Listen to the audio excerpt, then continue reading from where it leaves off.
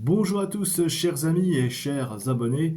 Je suis très heureux de vous retrouver dans cette nouvelle vidéo pour vous parler d'un film, comme vous avez pu le voir dans la miniature, qui est déjà assez ancien, puisqu'il s'agit de rendre hommage à un très grand polar français sorti le 20 octobre 1970 et intitulé Le Cercle Rouge de Jean-Pierre Melville, que j'ai ici dans cette édition vidéo et restaurée d'ailleurs. Alors l'histoire, bon, casting, casting incroyable, Bourvil, magnifique quand on sait quelle souffrance il avait dans ce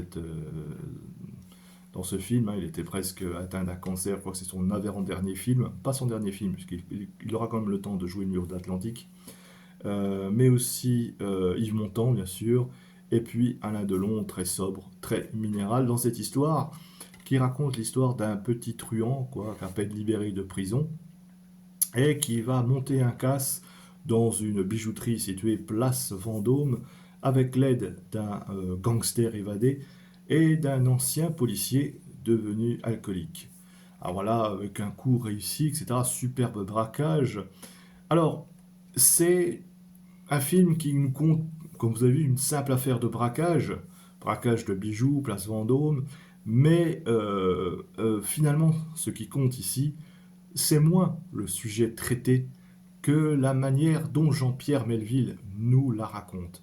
Avec le silence qui est employé ici, comme presque un personnage à part entière, des dialogues qui sont rares, précis, où chaque pause est lourde, et il nous montre ainsi que c'est par le regard, le geste, que l'action va s'installer, plus que par les mots. Et ça, on le retrouvera dans beaucoup de films de Melville d'ailleurs.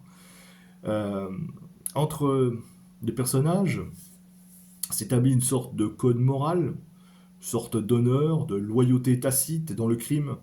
Le crime qui est une sorte de discipline avec ses règles, sa beauté froide, sa punition inévitable, implacable. Et c'est pas un film où on va trouver comme ça des gagnants, des perdants, il n'y a pas de héros.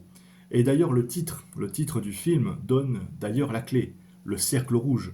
Il y a des personnages comme ça qui sont réunis par le hasard, enfermés dans un destin commun et incapables d'en sortir. Et ça c'est quelque chose de presque métaphysique, on va dire.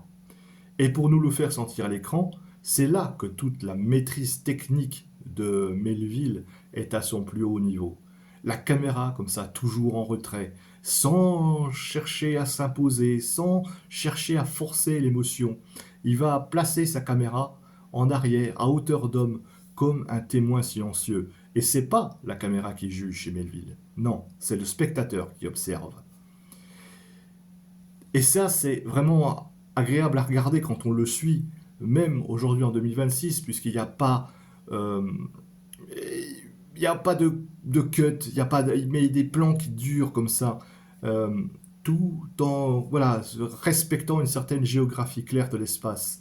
Et Melville installe quand même comme ça un temps réel, en durée. Il n'y a pas d'ellipse non plus. S'il va nous montrer les actions telles qu'elles apparaissent. Il déplace sa caméra avec lenteur, précision, tout en respectant le corps de ses acteurs. Tout est maîtrisé, contrôlé, épuré, mais jamais sans être figé. Et pour moi, ce film, c'est vraiment à ce niveau-là une leçon de cinéma, tout simplement. Et ça, à tous les niveaux d'ailleurs. C'est voilà, une leçon de mise en scène vraiment intemporelle. Alors la fin, je ne vais pas vous dévoiler la fin, mais elle peut se résumer un petit peu par cette phrase que j'ai inventée: personne n'échappe à sa nature ni à son destin. Et chez Melville, sachez que les truands meurent, mais les flics aussi sont usés, et doivent condamner à continuer. Personne ne gagne parce que chacun était condamné dès le départ par un cercle qui s'était déjà refermé sur eux.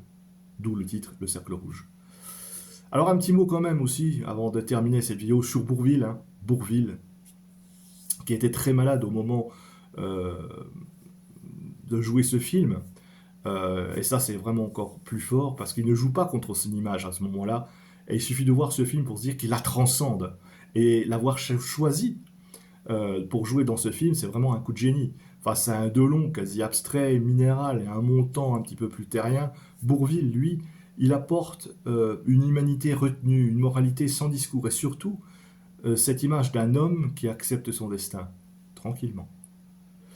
Il ne représente pas le bon contre ceux d'en face. Non, il est l'autre face du même cercle. Et effectivement, comme on le croit souvent, non, c'est pas son dernier film. C'est son avant-dernier film. Il aura quand même le temps de jouer dans le mur de l'Atlantique. Je crois même qu'il le joue un petit peu en même temps, enfin, à vérifier. Euh, mais il était déjà très malade et ça se voit. Et le voir tenir son rôle, malgré la souffrance qu'il devait endurer, qui devait le tirailler quand même, ça c'est vraiment admirable. Et il est la preuve que les grands acteurs de comédie sont souvent de grands artistes tout court. Alors chapeau l'artiste. Voilà ce que je voulais vous dire. Revoyez ce film. Je crois qu'il est disponible sur Filmo si vous êtes abonné. Sinon, vous pouvez le retrouver en version restaurée, en DVD, en Blu-ray, en 4K, il me semble qu'il existe.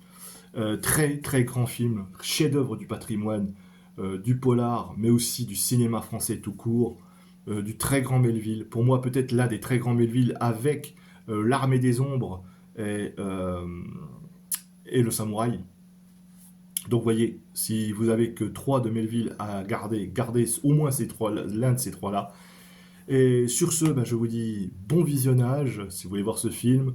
Euh, et puis on se retrouve pour une prochaine vidéo. Likez, partagez, abonnez-vous. Et moi je vous dis au revoir et à bientôt.